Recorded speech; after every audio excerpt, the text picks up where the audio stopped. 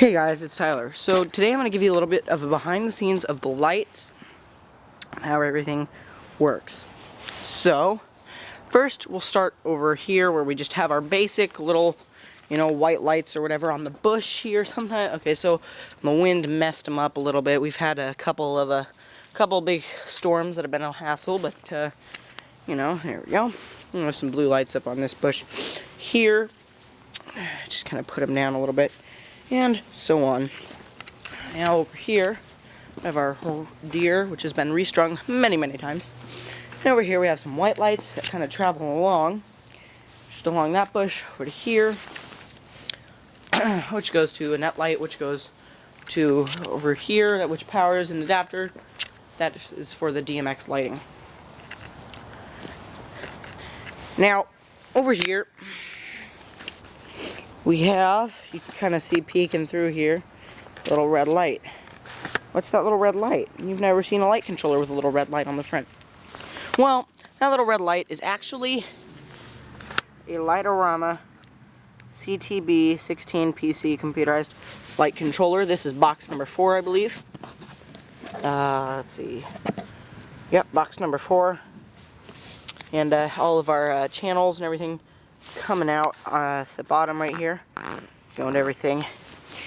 Also here we have our extension cords going to our I'm calling it the spin tree, which kind of, so you can kind of see, has light strings, 7 of them to be exact, 7 multicolored light strings that come around, and they do chase sequences and stuff throughout the song. Here's our multicolored candy canes, which have green and red, and when they're both turned on, it appears white from a distance. So we can get white, red, and green. Here we have our big, huge, 4-foot tall, I believe, 3 or 4 foot tall, 3.5 foot tall, probably, candy canes. Here, nice, and you know how they are. And just take simple little nightlight bulbs. Alright, here we have our other controller. Now you'll notice that they have the LEDs on the front. That's just because they're custom modified. I modified them. Well, Kevin did. They're modified, so they have the status LED is also wired up to this LED, so that way I can see if it's flashing, then I know that there's an issue. If it's solid, I know it's good. So, also, from this window here, which is where the computer is, oh, I gotta go reline, garnish, or whatever you want to call this here, to make sure this little red light is showing from that area. That way I can look out the window, see that little red light, which you can see the little red light over there, and I can also look at the window and see this controller here. This is controller number 3 right here, which will come down, and you can see 16 here. Now I've labeled all of them. 16 matched with 16, 8 matched with 8, 10 matched with 10, 13 matched with 13, etc. 9 matched with 9. Of course, there's a line under it, so I don't get it confused with 6. And duct tape over the cord there so it doesn't get ruined. And then there was black spray paint here, so the box is kind of camo in with the rock there. And this is controller 3, has the tested thing on there, good to go. And it's a Lightorama 16 channel controller, and here is how it communicates to the computer, is this little gray cable. Here's the power. This is a thick power cord. Here's our power. This goes up to the porch post. This goes up. Oop. Show started. I think those are about to start changing colors.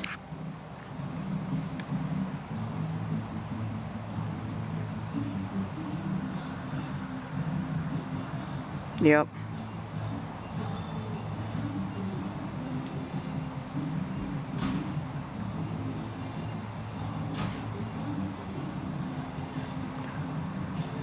Yeah. So anyway, and then these go to the ropes. This goes to the rope on the porch, which also goes up to the roof. So when this porch post turns on, When that one turns on, it does these lights. And this one turns on here, it does those lights right there. And does that. So now you can kind of see. And then there's a extension cord over here. I'm using a broken candy cane as an extension cord for the DMX lights, which are right here. You can kind of see that lighting. Yeah. And then for sound, you have a rock speaker. Sounds really nice. And then you can see, oh, the tree is working. I guess this is perfect time in the video to turn on. Here we have our multicolored cross, which is also red and green, which you can't see, now you can. Homemade. These are simple to make. They're little trees made out of upside down tomato cages.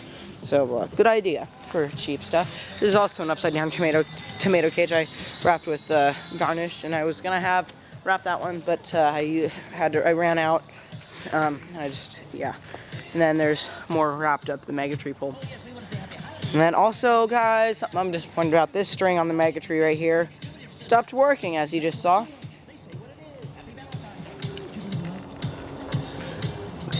So you can now see. There you go. So now you can kind of see how that works. The controllers still have a solid light. And here's another broken candy cane used as an extension cord. It's awesome. I'm loving it. And here's our house. It's pretty cool. There's some of the candy canes. These are not multicolored. These are just normal, plain old candy canes. Buy them from Walmart or whatever for real cheap.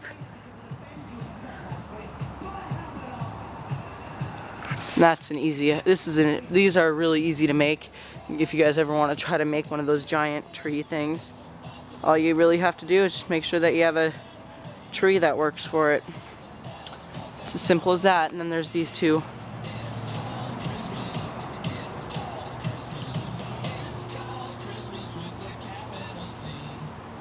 That's it. And then yeah, you pretty much just program that giant tree as another leaping light arch, I guess you could say. Yeah, so now it's on twinkle. It's pretty much just doing its little twinkle thing. So yeah, that's it. That's really all there is to it. And of course, for a good cause. Oh, also real quick, I know I don't have a good sign this year, but don't steal. You're on camera. Yes, you are.